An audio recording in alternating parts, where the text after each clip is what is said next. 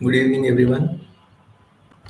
Welcome back to our 30 days short term training from Python to AI.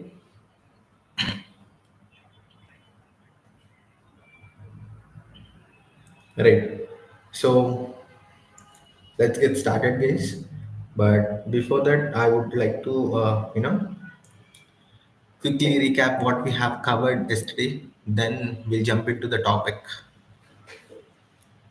Right. So yesterday, we have understood the concept of loops. Right. So what is a loop? A loop is used for to perform a repeated task. If you want to perform a certain task for n number of times, then the only option that we have is loops, right? So under loops, we have understood for loop and while loop. Both for loop and while loop has been discussed. Excuse me. So in general, for loop will be used for finite number of times in order to perform or in order to execute a finite loop, then we go for loop. And if you want to define an infinite loop where the loop continuously executes, so there we go and define a while loop. What is the syntax of for loop? The syntax of for loop is for an item variable in an sequence colon.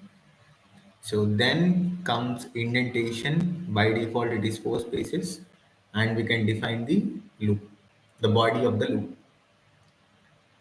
right? So this is the syntax for loop, and for while loop, it is keyword while, then the condition followed by colon, then the body of the loop.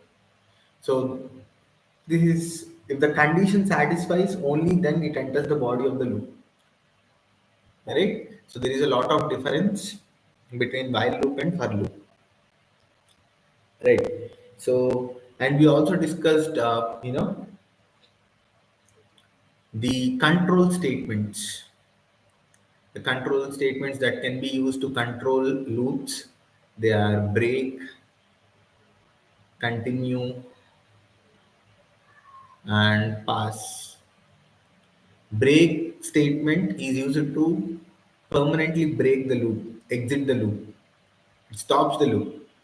Okay, if the condition is met, it permanently breaks the loop, stops the loop. Whereas in continue statement, it just skips the iteration. Okay, for whatever the condition is met, for only the current iteration, it will be skipped and it continues with the next iterations. Then pass, it's just a placeholder which does nothing.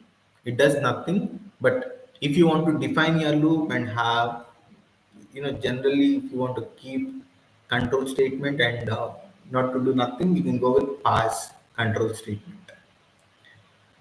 Right, so these were being discussed yesterday, and we also started with functions. Right, so functions topic was also discussed. I mean, we just understood what is a function, then what are the different types of functions we have. Okay, so that is what we discussed yesterday. We'll again start from the topic of functions. We'll understand the types of functions we have, then what are parameters, what are arguments, what are the different types of arguments we have in Python. Then, you know, anonymous functions, recursive functions, all of these we are going to discuss today. Right. Let us jump into the session. So first of all, what is a function? In Python, function is nothing but it's a block of code. or some lines of code, okay, which is designed to perform a particular task. Okay, if I had a particular task and if I want to execute or if I want to accomplish the task, I'll define a function. Okay, what is the help of this function or how functions help? If that is your question, it helps in organizing the code. The code that you are going to come up with, the script, Python script, it organizes the code and it also improves the readability for the end user. When you go through the code, whoever it might be, you can understand very easily, right? And in the same script, you can use it for n number of times, right? So all these we are going to see how it is defined, what is the syntax and all. Here comes the syntax for the function. Syntax for function is a function is always defined with def keyword. So we discussed keywords topic, if you remember, on day 1 or day 2, right? The current version of Python that we are using is 3.13. And in current version of Python 3.13, there are 36 keywords. And one of the keyword is def. Okay, so def keyword followed by function name. You can give any name to your function. Make sure that you give a logical name when you define your function as per the requirement. It's better if you keep the function name. Then followed by parenthesis. In the parenthesis, we keep parameters. So what are these parameters? We'll discuss this. Okay, hold on. Then colon. So once if you use colon, it starts indentation. Right? So all these lines will be part of the function. So function is a block of reusable code. What are the block of code? This is nothing but your block of code. This is function body and this is your function head where we keep that function name, the parameters and all. This becomes the body. In the body, we keep the lines of code that we want to, depending on the requirement, we keep the lines of code. Then you see doc string. What is this doc string? Doc string is referring to a document string. What exactly is this doc string?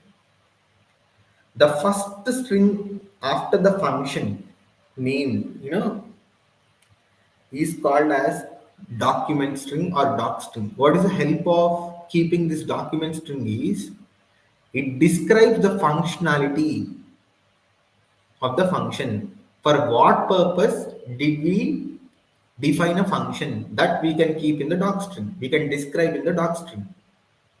And Akhil, is it mandatory to define a doc string every time? No. The answer is no. But it's a good practice. It's a good practice if you come up with a doc string when you are defining a function so that the end users, whoever is going through your Python code, Python script, they can understand very easily when they just, read this doc string and they can understand very easily. Right. So this is the concept of function and let us, jump into hands-on.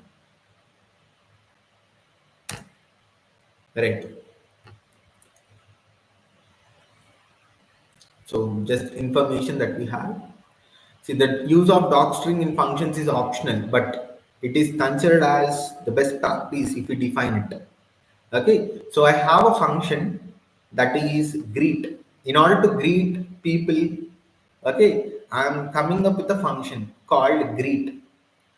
For that, I have to follow the syntax. What does my syntax say? Def keyword followed by function name, then parameters in the parenthesis. What is the parameter that I have? Name. Name is a parameter. Okay, then colon. So once if you click on enter after the colon, by default it leaves 4 spaces, and this is nothing but indentation. What is the concept of indentation means? Indentation helps the PVM to understand that the lines of the next, whatever the lines that are present next to the function head, you know, that will be part of its own function.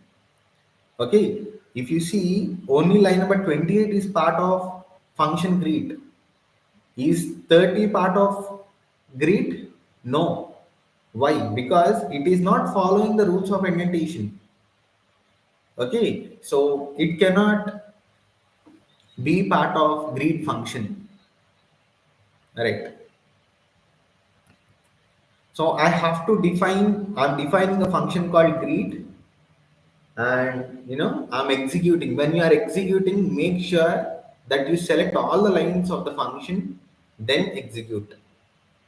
So the function got defined, it was created. Okay, so function was defined. Now I'm going to use that function. Can we use the function once created? Yes. That is what we call it as reusability, right? We can reuse the function once it is defined. So I'm just using the function by calling it. What is the function name? Greet. Okay, and to the name parameter, I am passing a value column. Okay, so when I try to execute this, this becomes, what will be the output, guys? It will be hello column, hello, comma, and the name position it takes column, and this is nothing but the concept of f strings. Okay, so focus, f strings is being used, and apart from f strings, we also had a return what is this? This is return keyword. A return keyword is generally used in functions. What is the use of return keyword? So return keyword is used to exit the function. Okay, whenever the PVM, whenever the code lines of code gets executed, okay, and if you want to return something, you just use a return keyword so that PVM understands that to exit the function when it executes line number 27, because it contains a return keyword, right? So in the same way, let me define one more function. Def square is the function name, and num is my parameter. What is a parameter? We'll discuss, guys, just for few more minutes, just wait. So what is my block of, or the body of function say? My body of the function holds return num into num, nothing but return square of the number. Okay, so when I define it, it was defined. Now I'm trying to use call the function. It is square of 4, nothing but num takes 4, and it returns 4 into 4, which is 16. Is it simple? Yes, it is simple. The reason is the syntaxes in Python are very easy. They are like user friendly syntaxes. Whereas if you go to any other programming language, you'll not have such kind of comfort. Okay, so that is the reason Python become very famous, because the syntaxes are user friendly, guys. Right, now let me come up with a new function in order to calculate an area of rectangle. If you know the length and width of the rectangle. So for that purpose, we are coming up with a rectangle function, area of rectangle function, and this takes length and width as two parameters. Okay, and what is the body of function hold? It should return as length into width. Okay, so without using, yep, did I use any, print function here? No, right? You can get the output, guys. Or you are talking about line number 29. Okay, anyways, whatever it might be. So without using print function also, you can get the output. Right. So def of area of rectangle, where it takes length and width as um, two parameters, and it is returning length into width. Okay. Now let me execute line number 39. I'm calling the function area of rectangle, which takes two parameters, length and width, and I'm also passing two values, 5 comma 10. So length will take 5 and width will take 10. The output will be 5 into 10, it is 50. Right? So yesterday also we have discussed till here. Right? So all the functions were being discussed yesterday, but as a recap, because functions is very important topic, we are just revising it one more time. Now let us understand what are the different types of functions we have in Python. You take any programming language contains two different types of functions. One is user defined, and the next one is built-in or inbuilt functions. So user defined or custom defined functions, you know, are the functions that are created by the end user depending upon the requirement. Okay, depending upon the task that the end user have, they'll be creating their functions. So that is why it is named as user defined, and user will be defining a function. Then custom defined, they are customized. Okay, functions are customized. Okay, they are functions are defined based on their customizations. In a simple way, like how we customize whatever it might be, in the same way, a function can also be customized. Those functions are nothing but user defined functions.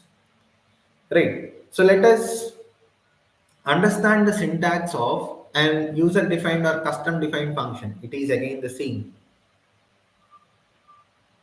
Okay, the function is def function name. Okay, then followed by parenthesis. In the parenthesis, you may or may not have the parameters followed by colon, then the body of the function, lines of code, which follows the indentation. So here I have a small function, a sample, a simple function that I have over here. It says that whenever the function was called, I'm defining it to print welcome to our YouTube channel. So this, whenever you call this function, I'm calling it in line number 52. It just prints welcome to our YouTube channel. Simple. Right? So these type of functions are nothing but user defined or custom defined functions. And user will be defining the function depending on the requirement. Right. Now let us understand the concept of parameters and arguments. So far we have discussed parameters. What are these exact? What is the meaning for these parameters? What is an argument? Okay, there is a meaning for parameter, and we can also define argument. Now let us understand what is a parameter. Parameters are nothing but variables defined in a function declaration. When you are defining a function, you are using some variables, right? So those variables are called as parameters.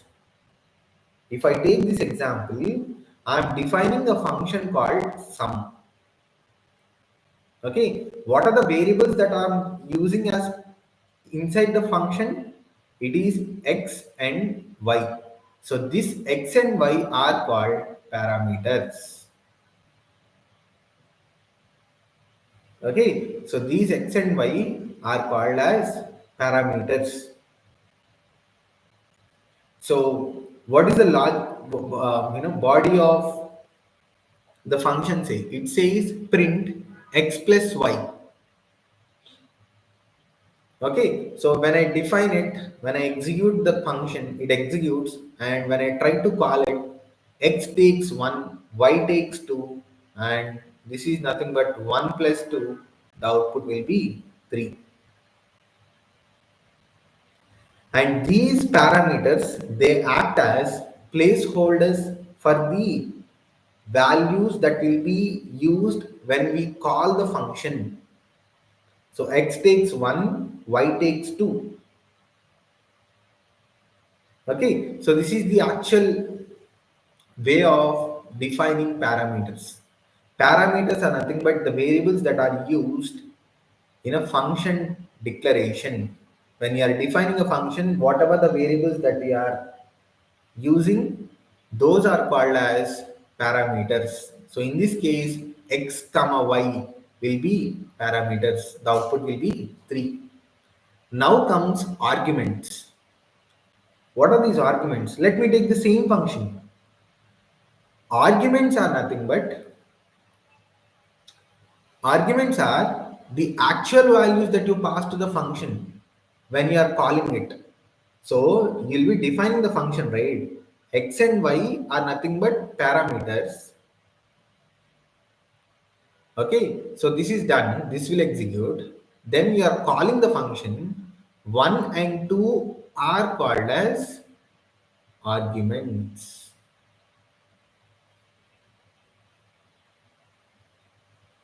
Okay, so here it's a mistake. Just give me a minute. It's 1 and 2 are the arguments. Okay, so when you are calling any function, the values that will be used, the actual values are called as arguments. And when you are defining a function, when you are declaring a function, the values that you are using are nothing but parameters. Okay, this is again something important, but people oftenly use these words interchanging. Okay, you can also interchange them, but the true definition for parameters and arguments we have understood. Right. Now, the important topic comes into the picture. They are types of Python function arguments. These arguments, okay, arguments are nothing but the actual values that are used in function call. So there are different types of arguments. What are the different types of arguments that we have in Python? The first one is positional arguments.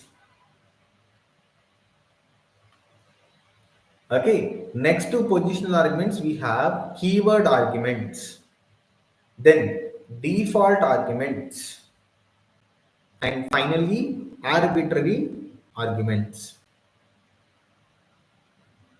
In arbitrary arguments also, we have again two types: variable length arguments and keyword variable length arguments. Excuse me. So variable length arguments are generally indicated with single asterisk mark, and keyword variable length arguments are represented with double asterisk mark. Okay, so we are going to learn all of these. Pay attention. We have the definition for all the types of arguments, and also we have examples for each and every types of arguments. Right. Let's get started with types of Python arguments. The first one,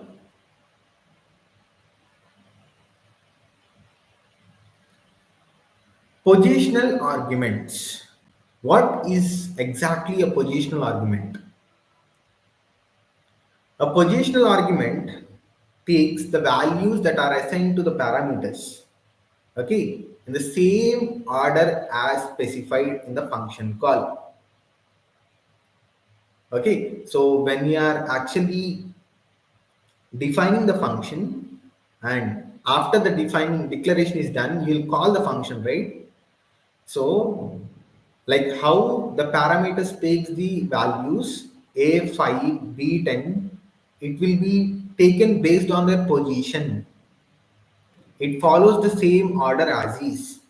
B does not take 5 and A does not take 10 in this example. Okay, so this becomes a positional argument example. On what basis? The values are assigned to the parameters in the same order as specified in the function call.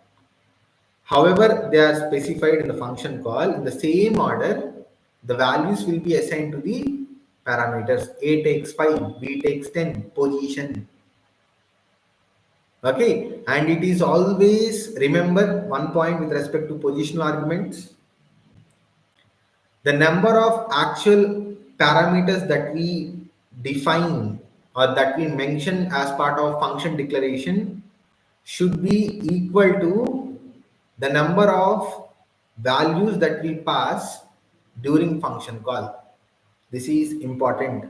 So if you declare two arguments and if you pass three values, it will throw an error.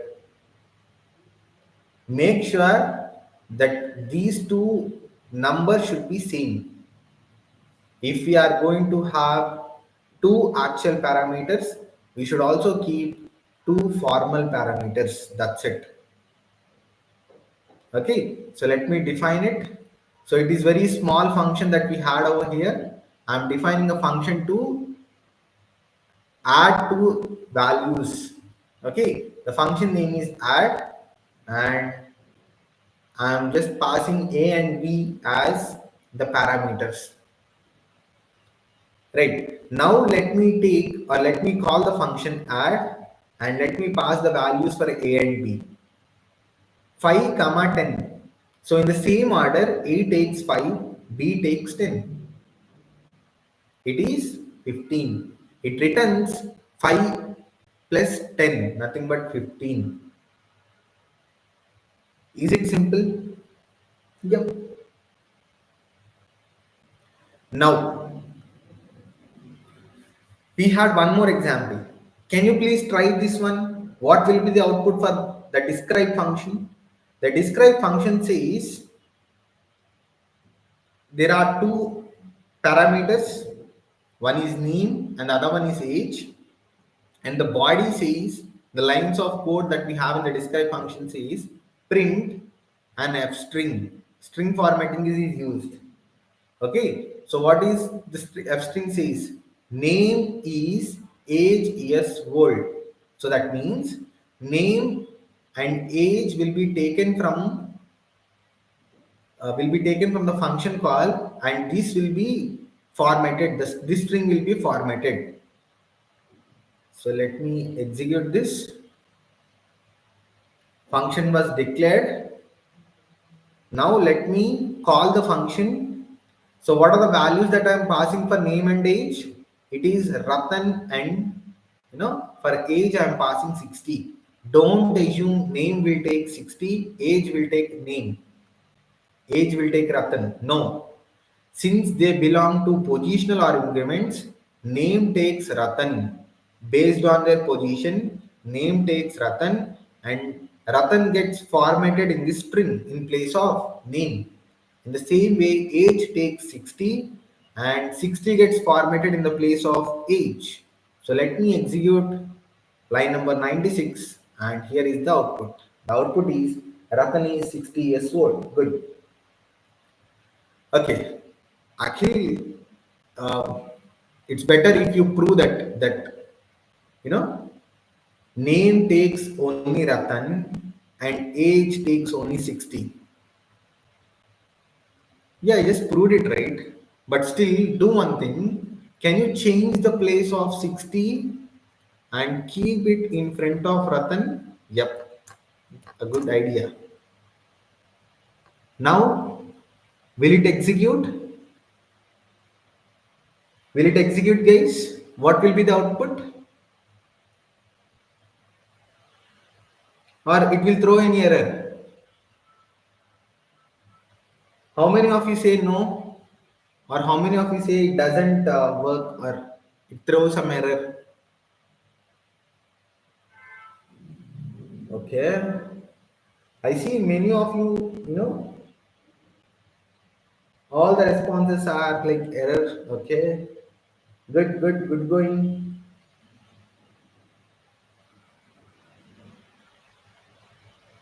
Right. Yeah, right. It will execute, guys. Don't get confused. Did I keep any condition here? No, right? Name take 60. We know that name is not a 60.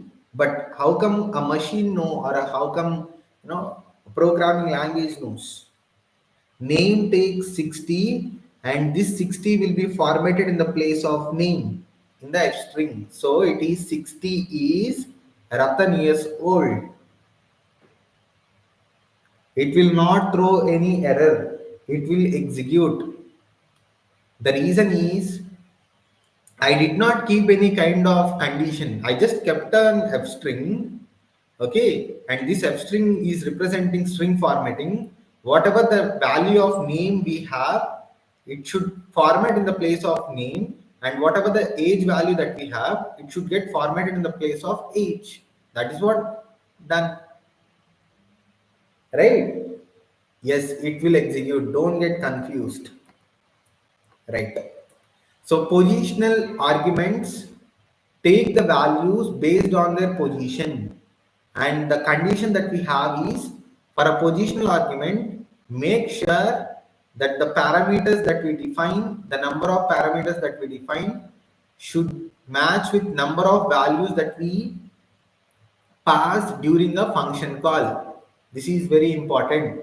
If you try to reduce or if you try to increase the number, you'll get an error. Right. Now comes keyword arguments. The next argument type called keyword. What are keyword arguments? Arguments are passed using a parameter name, making their order irrelevance. So let me take the same example, same function. I'm defining our function, name and age are two parameters, and the body of the function says print an f string. Okay, so what makes the difference between positional and keyword is, in positional arguments you will not use any kind of parameter names or keywords, but here you can use the keyword as is. Age is equals to 30, name is equals to Ratan. You can use the keyword and the value. Keyword and the value. So should we maintain the order? Not required. Is the order mandatory? No. Order is not relevant over here. Even though if you are changing the order, since you are mentioning the keyword, so name takes only Ratan. Age takes only 30. Don't assume name will take 30 because of their position. No, this is not positional argument. This is keyword argument. Since it is a keyword argument, in the function call, you can come up with a keyword and the value. The keyword and the value. Okay, so let me execute line number 101 and 102, the same function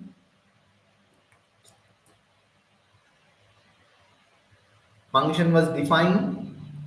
Now I am going to call the describe function by passing keyword arguments, keyword and the value, keyword and the value. See, so the order doesn't matter, guys. Whatever the order it is, since we are using the keyword and the value, we are coming up with the keyword and the value. Obviously, name takes Ratan and age takes 30 only. That makes the difference between position and keyword arguments. I had one more example. I'm defining a function called student where I have two parameters, first name, last name.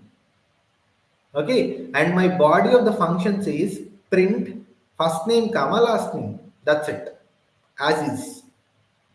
So this is my function, and my function is very simple.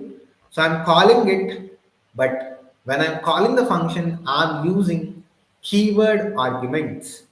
So first name is one of the argument.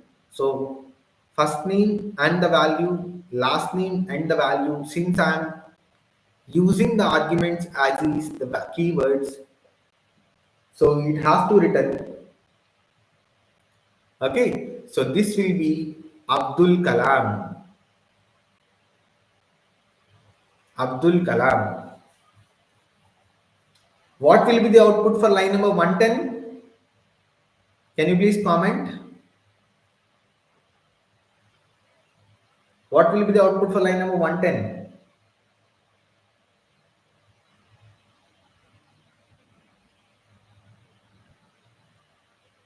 It will be Abdul Kalam only. Don't assume that, Kalam came first, then Abdul. It will not be Kalam Abdul. But if you observe carefully, for which keyword did I pass Kalam? For last name, I have passed Kalam. And for first name, it is Abdul only.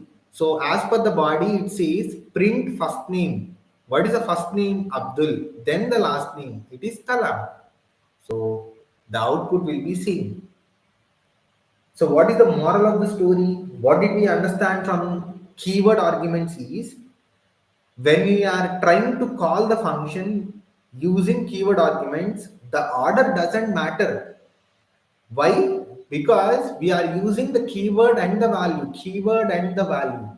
So wherever the keyword might be and the value, depending upon, it's not depending upon the order. Okay, so positional arguments and keyword arguments. Good. Now comes the third type of arguments. It is default argument. Default. Wow. What is this default?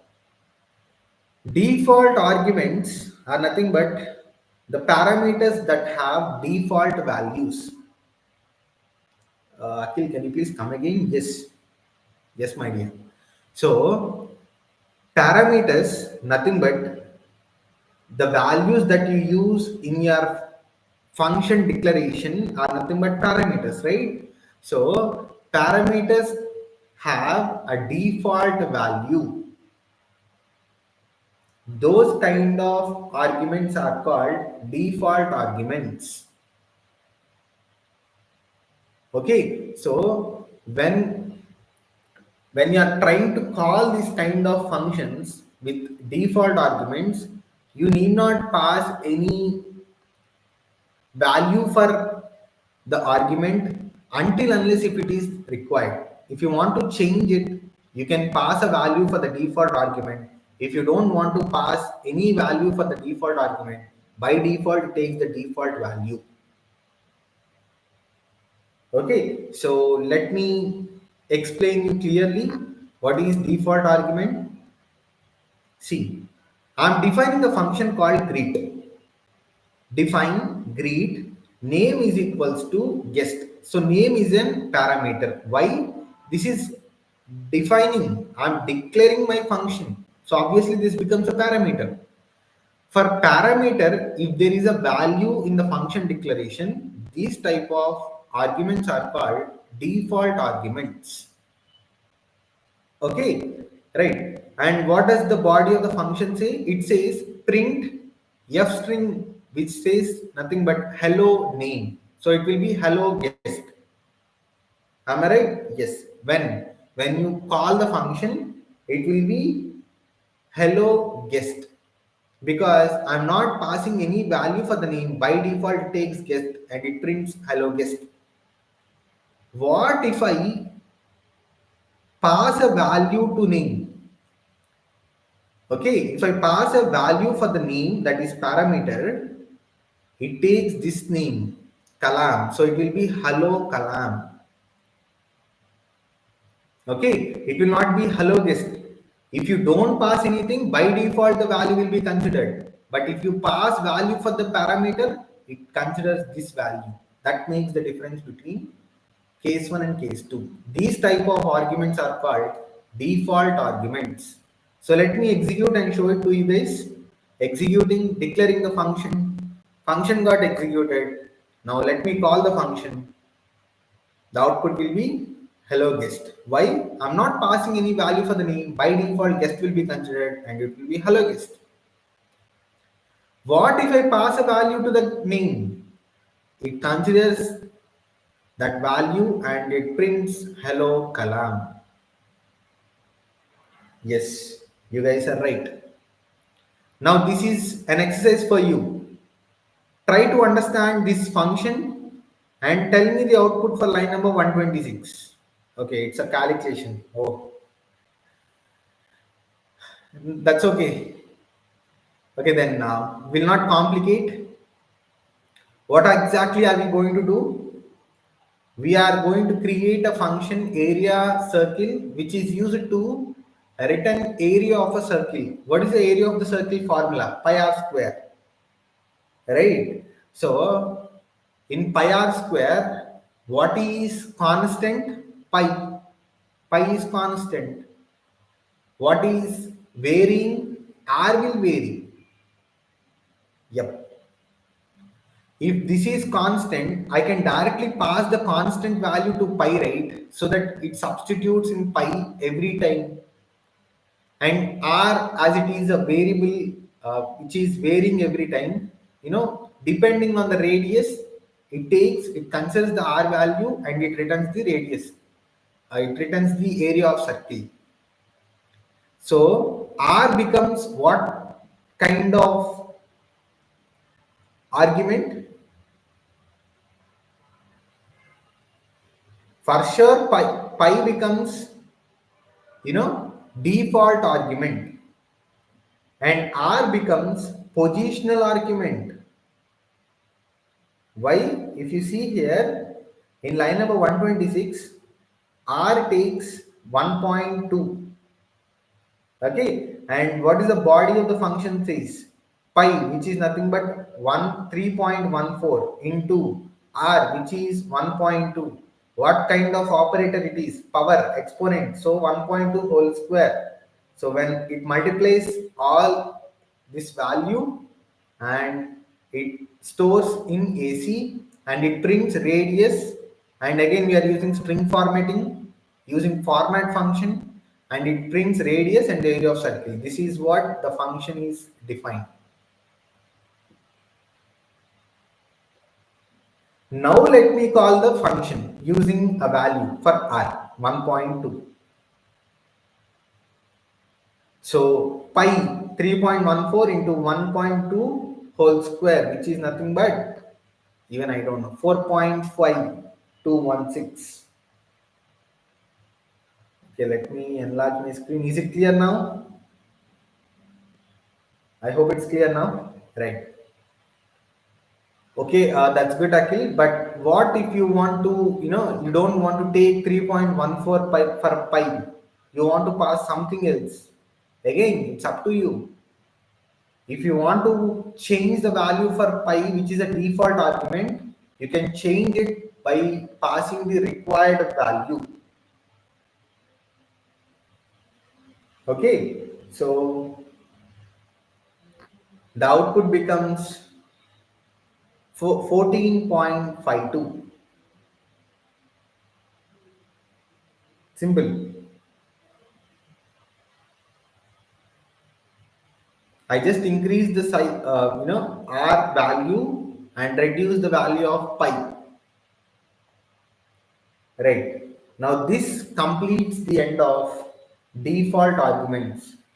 So far we discussed positional, keyword and default. Right. Now let us jump into the fourth type. Variable length arguments. What are variable length arguments?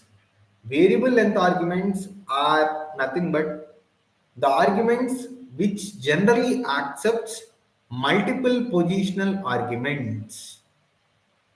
See, for one argument, you are just passing only one value, right?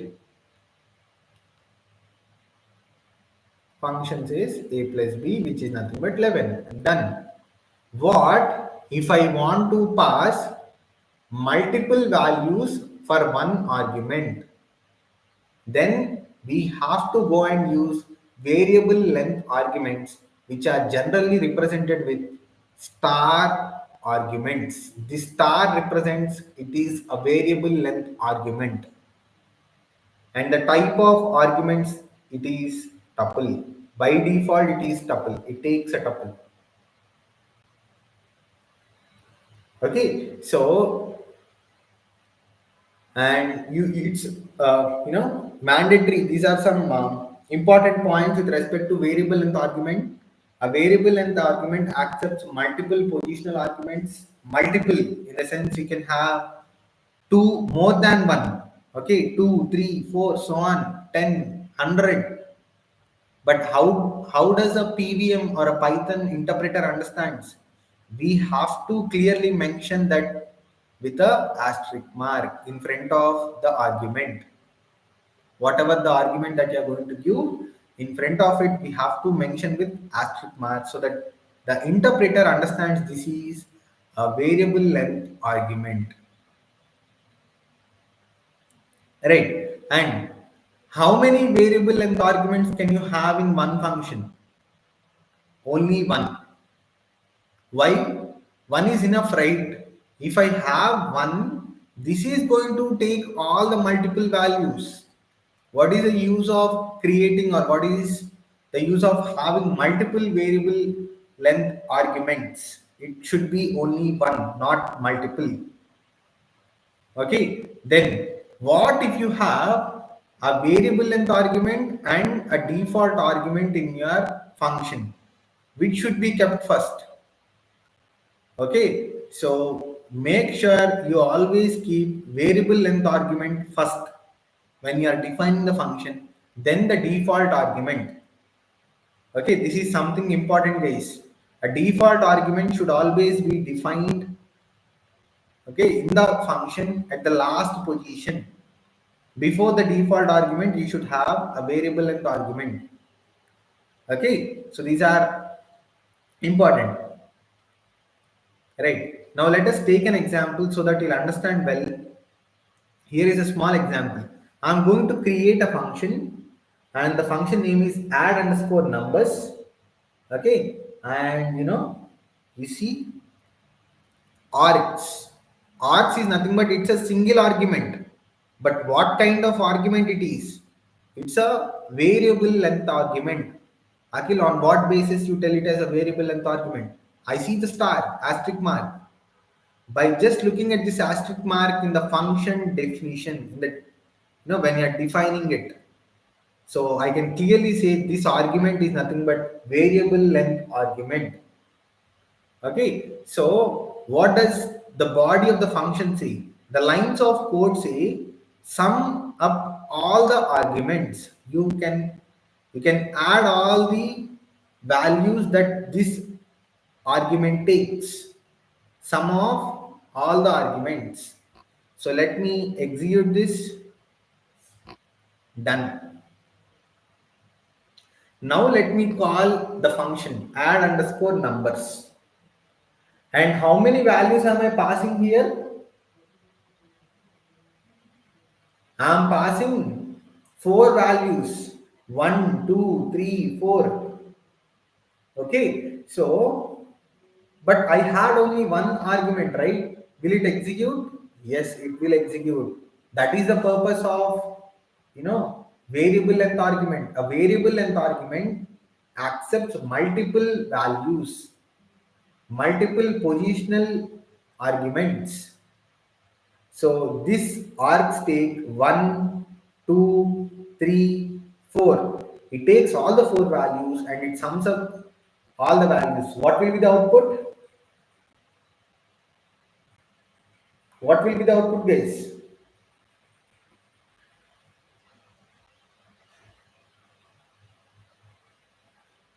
1 minute.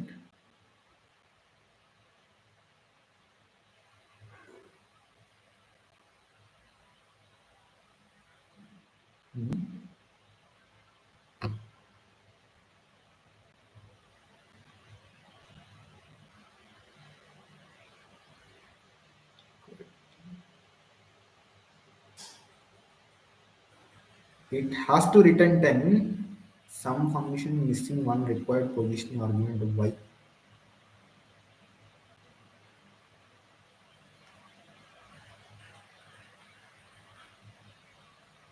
Okay, we'll discuss this tomorrow because I have to go through the function documentation.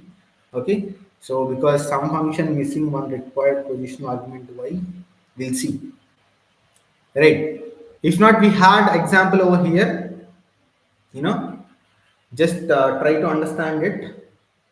I'm creating a function nothing but display, and I'm going to uh, you know pass variable length argument, and I'm just keeping it with star, representing with star, so that PVM understands that it's a variable length argument, and the body of the loop says, body of the function says, for there is a for loop inside a function. Is it possible? Yes, we can have a for loop inside a function. Okay, for val in A, nothing but taking each value from this argument, print string formatting again, print that value. Okay, so let me execute it. How many values am I passing here? I am passing in total two values. It is Java and Python. Okay, so what will be the output, guys?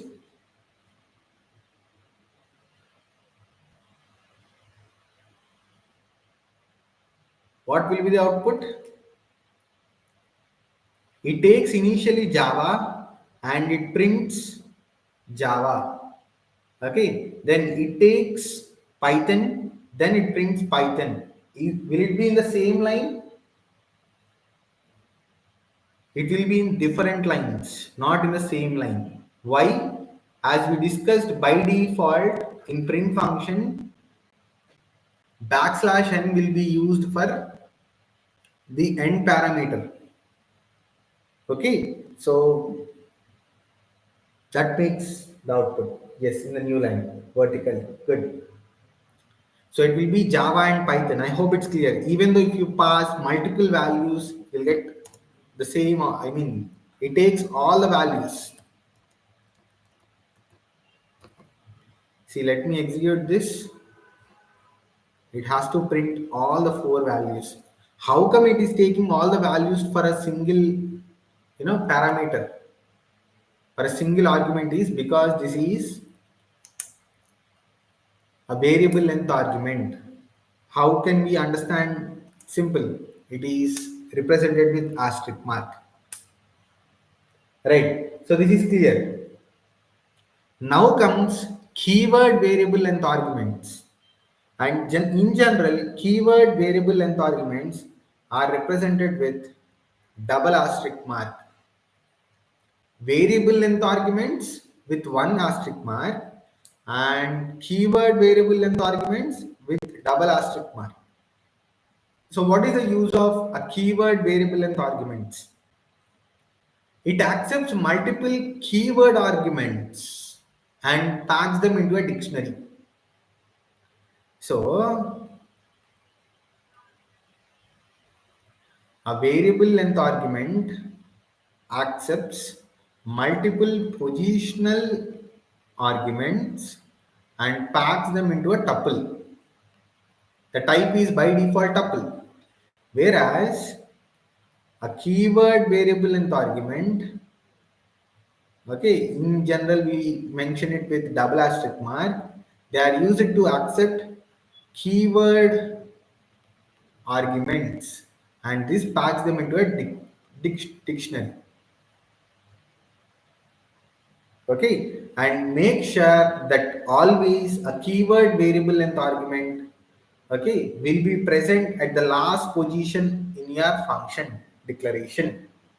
Okay, for example, if you have different types of arguments in your function definition, you have positional, you have default, you have say variable length, you also have keyword variable length. Then what will be the position of keyword variable length arguments? Keyword variable length arguments will always be at the last position of the function with respect to the arguments. It should be kept at the last position. Okay, so how many keyword variable length arguments should we have in one function? Again, it is only one. Okay, it is only one, not multiple. One is enough because this one itself is accepting multiple keyword variable length arguments, right? So one is enough, right? Now let us go with an example. So I have a function and this function is going to print the details and I can see it is a keyword variable length arguments. Okay, so what does the function body contain? It contains a for loop. Okay, and the for loop says for key comma value there are two items, key and value in k nothing but the argument dot items. Since this represents a dictionary, dictionary dot items returns both keys and values. If you remember the dictionaries topic, in dictionaries we have understood items function, keys function, values function. Keys function will return only keys. Values function will return only values. Items function will return both keys and values.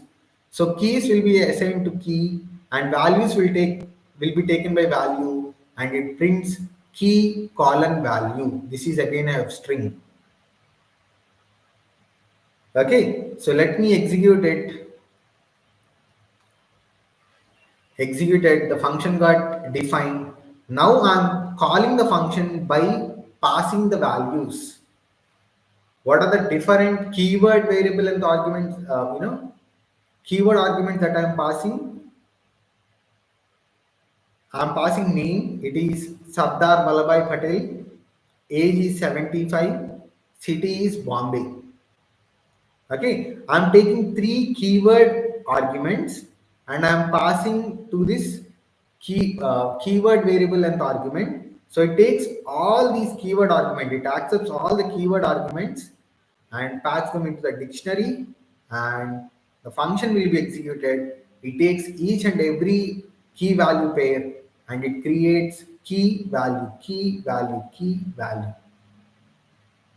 I hope it's clear, guys. I no, there is no kind of any confusion.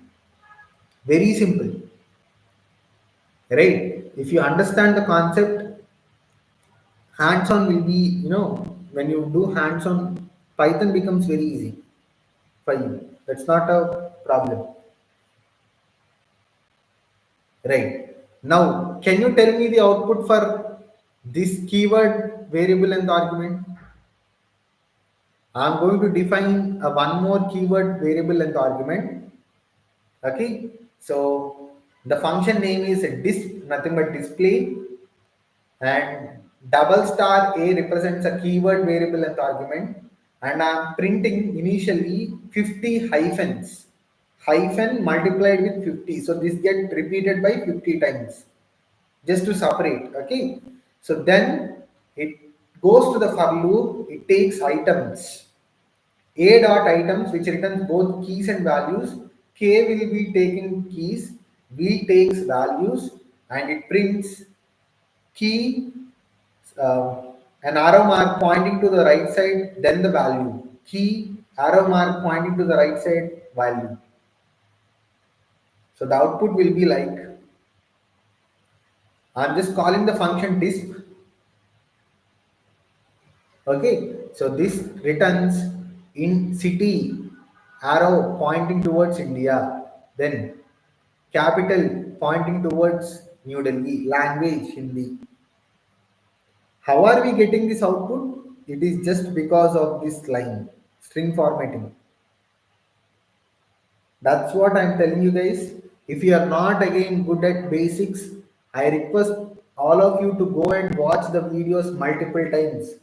Time again we'll be using the basics, data types, operators, conditional statements, loops.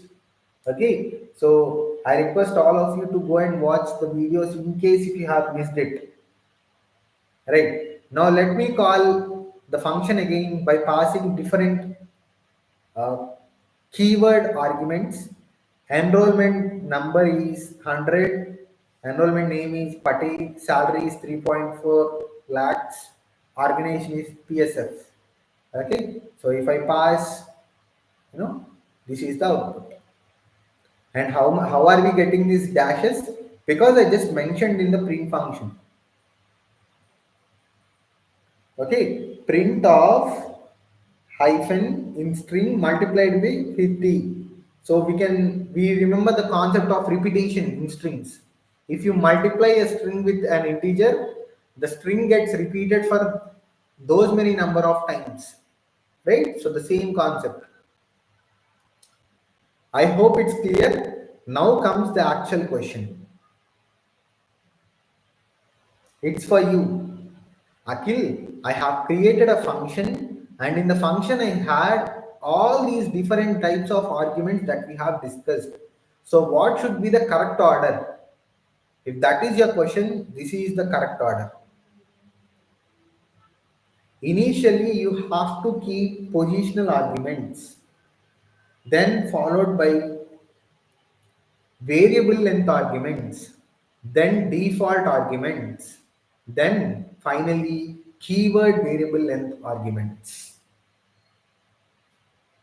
Is it clear? Here we have an example also, and you guys are going to answer the question. Okay, I have an sample function as my function name, and it has a b args c is equals to 10, and you know k wrgs as the arguments, the parameters. And the question is, what kind of arguments are a and b? What kind of arguments are a and b?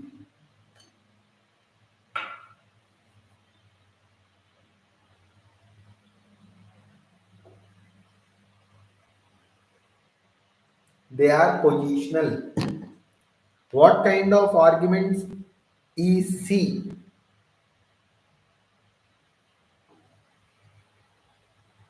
What kind of argument is C with respect to this function? Default. Good. What kind of arguments are args?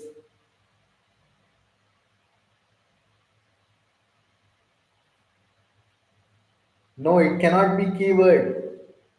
In the defining position, if you have it, it will be default. I'm defining it. It's not calling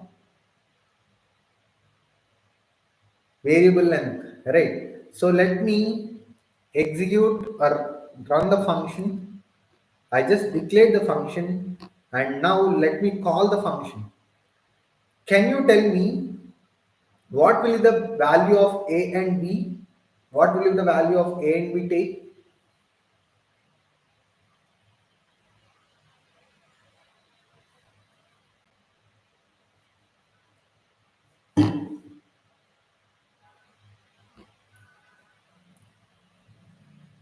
1 and 2. What will uh, variable length argument takes. What values does variable length argument takes? Not 1 and 3, it will take 1 and 2. Careful. Variable length argument takes 3, 4, 5. Good. What values does keyword variable argument takes?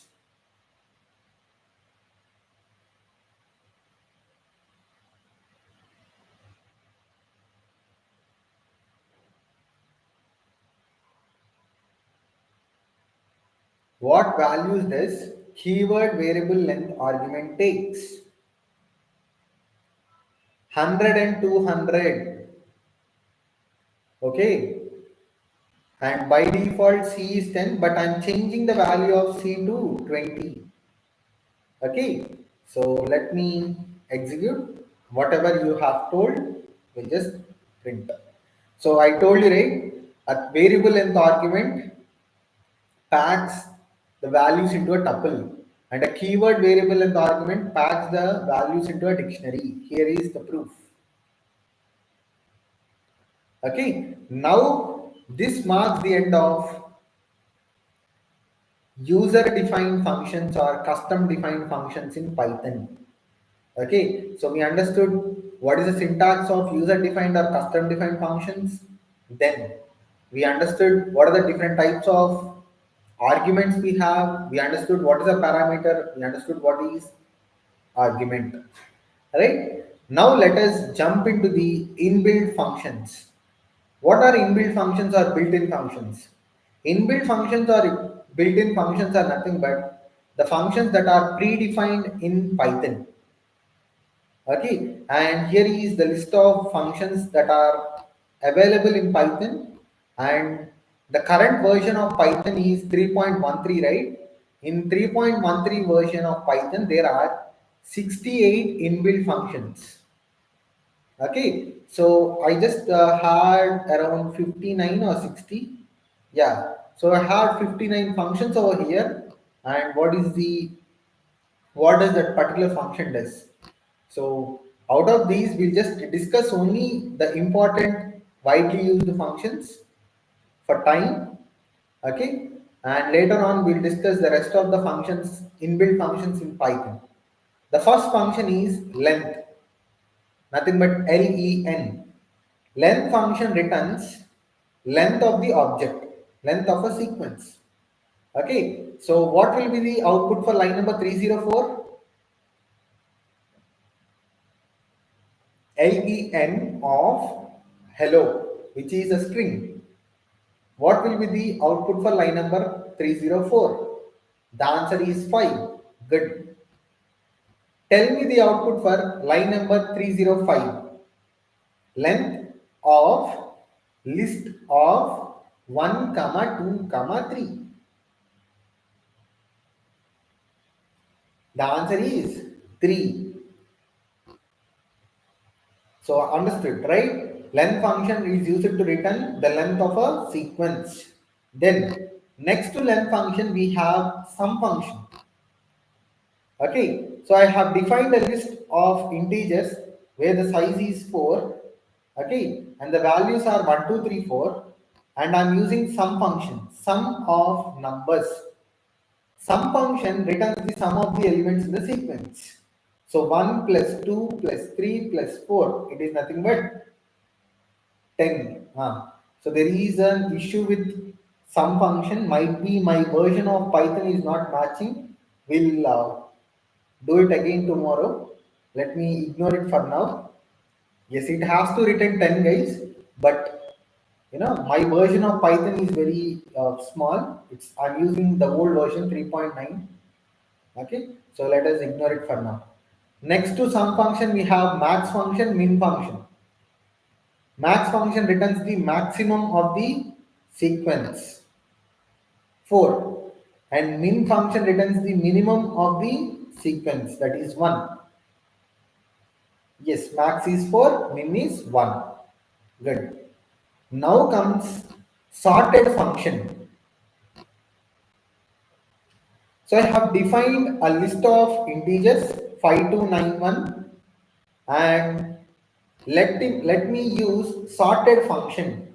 Sorted function, we use it for sorting the sequence.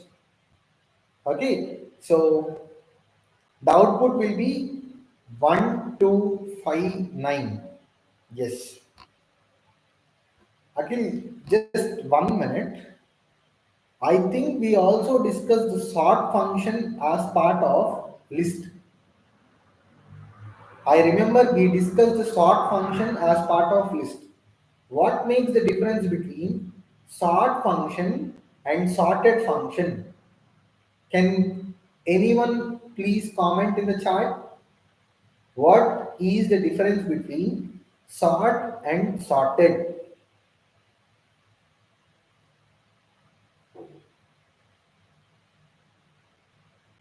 What makes the difference between sort and sorted functions in Python?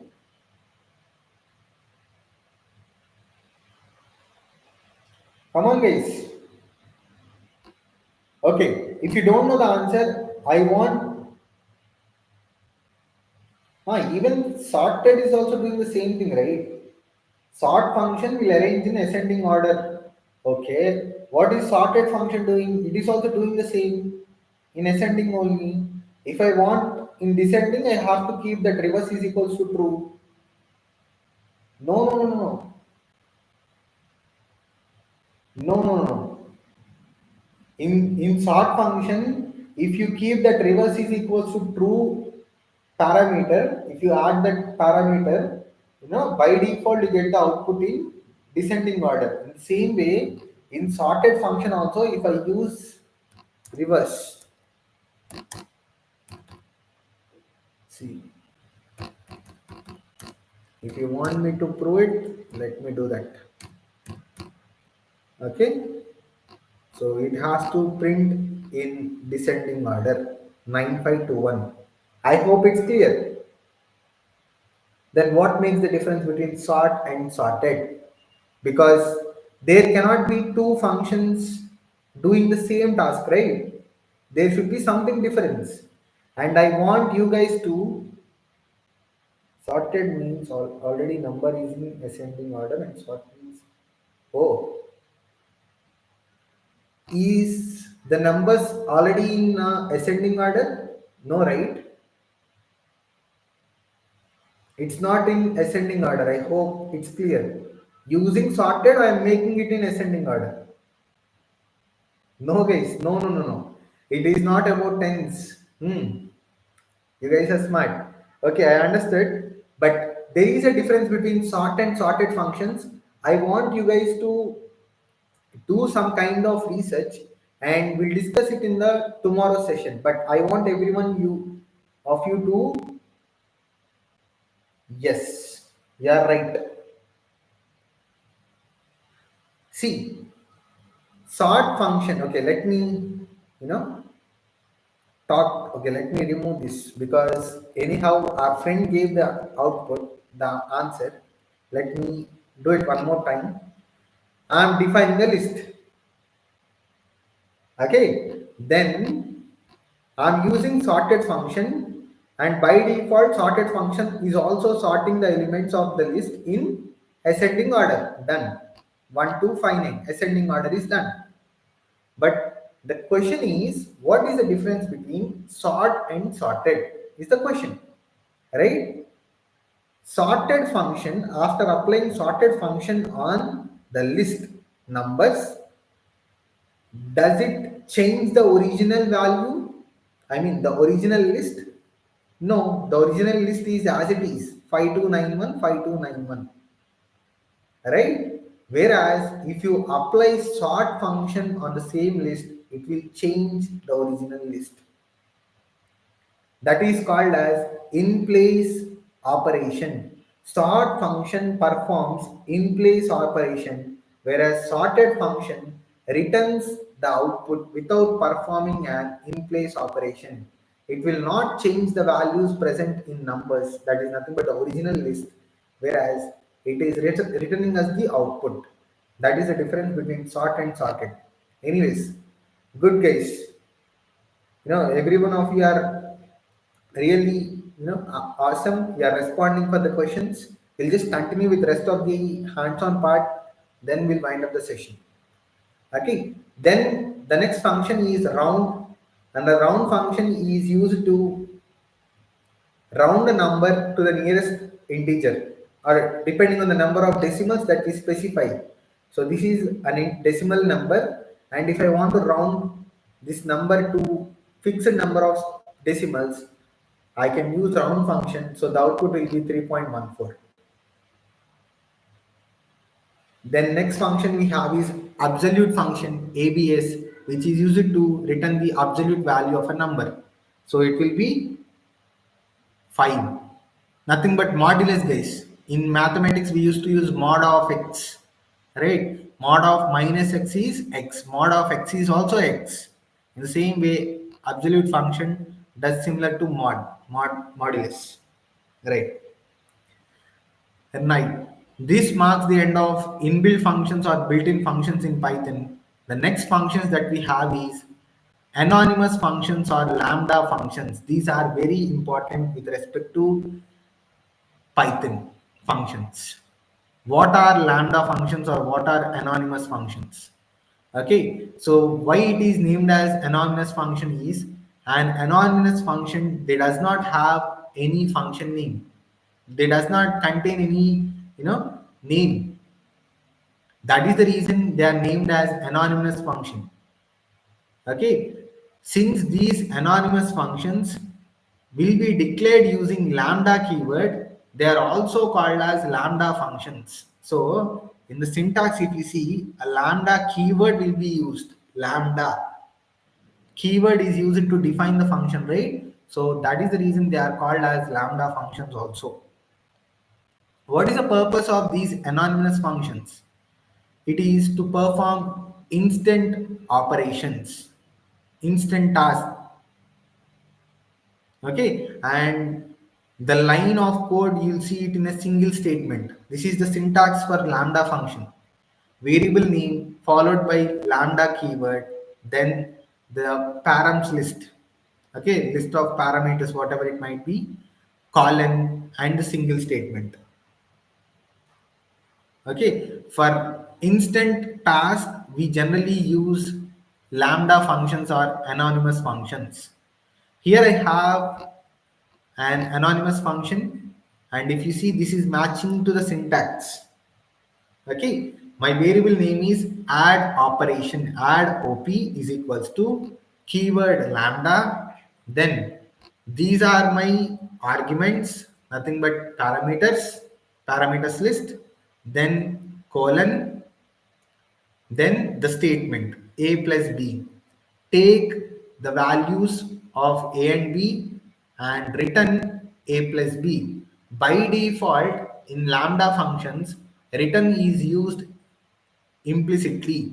End user need not specify return keyword in the function defining. When you are defining the function lambda, you need not explicitly mention return keyword. By default, it is used in the lambda functions. So created the function and I'm calling it using the variable, and the values that a and b take are 10 and 20, and the output will be stored in res, and I'm printing res to the console. It is 30. Is it clear? 10 plus 20. In the same way, we have created square function, right? In the previous case, using lambda functions also, I am creating the same square. Okay, whenever an value is passed to x, it returns x square.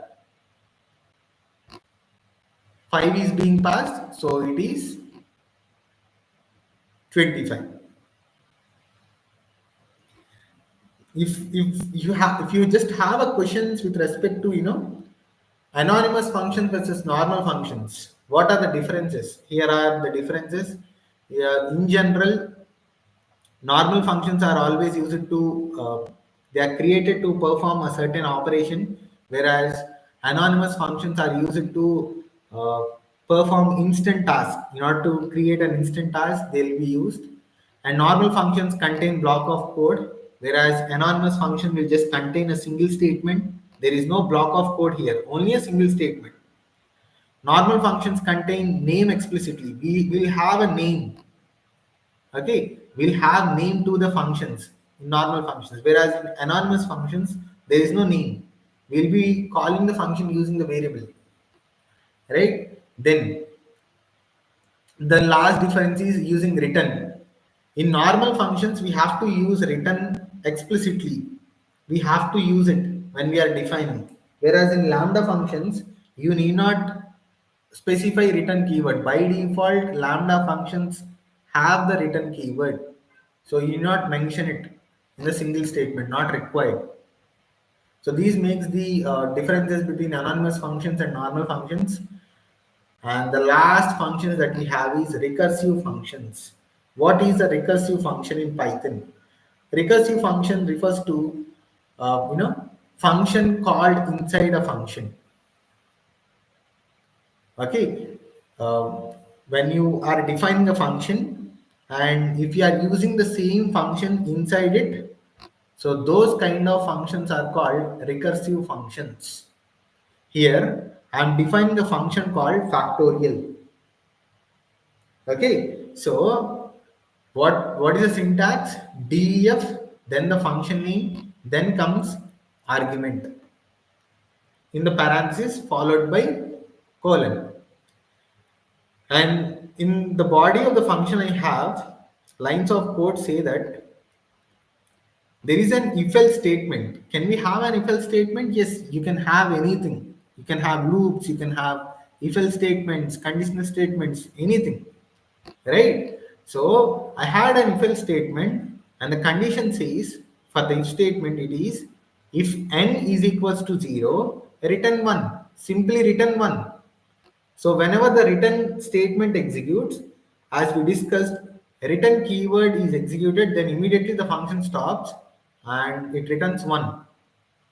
What if n that is passed is not 0? It goes to else block and it returns n into factorial of n minus 1. Okay, so what is this factorial? It's nothing but the function that we have defined. So function inside a function itself, we are calling the same function inside it. It is called as recursive function. So this becomes factorial of n minus 1 and this continues so on this condition meets. Okay, so when I execute, I hope you remember factorial. With respect to mathematics, we had a concept called factorial. What is a factorial, guys? How do you represent it? With exclamatory. What is a factorial for 3? It's nothing but 3 into 2 into 1. 3 2s are 6, 6 1s are 6. So this will be 6. This is how factorial gets calculated. But in Python, we are defining our own function. That is, a recursive function is being defined to get factorial calculated. Okay, and what number you are calculating factorial? It is 4. So in general, 4 factorial will be 4 into 3 into 2 into 1, nothing but 24 should be the output. Right. Then how does this function work? Initially, it checks for the condition present in the if statement. 4 is equals to 0. So let me keep the number. N is 4 initially. Is the condition meeting in the if statement? No. So it skips the if block and jumps into the else block and it should return n into factorial of n minus 1. So this will be n is nothing but 4 into factorial of n minus 1 is 3. So this is nothing but again the same function factorial of n. So now n became 3. Again it checks for the condition in the if block. The condition is not met. It goes to else block and it should return n into factorial of n minus 1. So for this part it will be for this part it will be 3 into fact of n minus 1 will be 2. 3 minus 1 will be 2. Again, the same operation executes. It will be 4 into 3 into, for this part, it will be 2 into fact of 1. Okay, again it goes and continues. Okay, 4 into 3 into 2 into 1 into fact of 0. Fact of 0 is nothing but the condition is meeting here, it is again 1. So the output at the final stage will be 4. Okay, let me write it here. 4 into 3 into 2 into 1 into 1. Nothing but 24. Is it clear, guys? The output will be 24. Let me execute. See.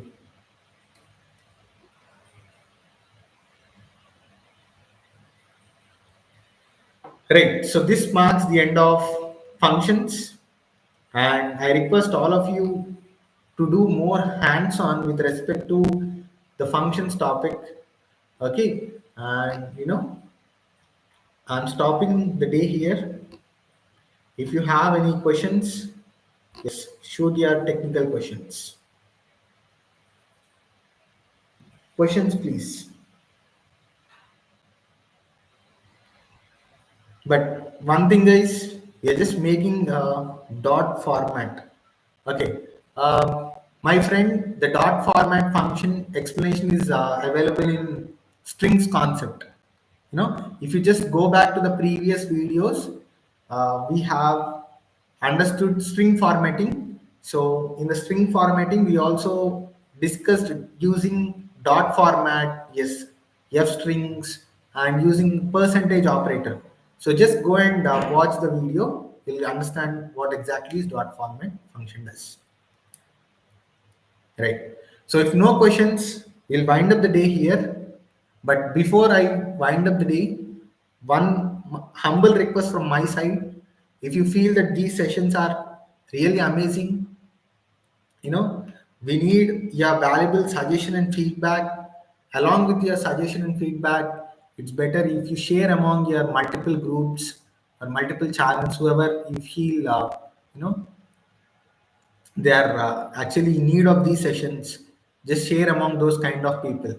And before you leave, just hit on the like button and also comment your questions. We'll try to answer all of them. Okay. That's all for the day. Thank you so much, guys. You guys are really amazing. You are interacting. That's pretty quite, great. Thank you so much, guys. We'll connect tomorrow at the same time and we'll continue our discussion. Thank you.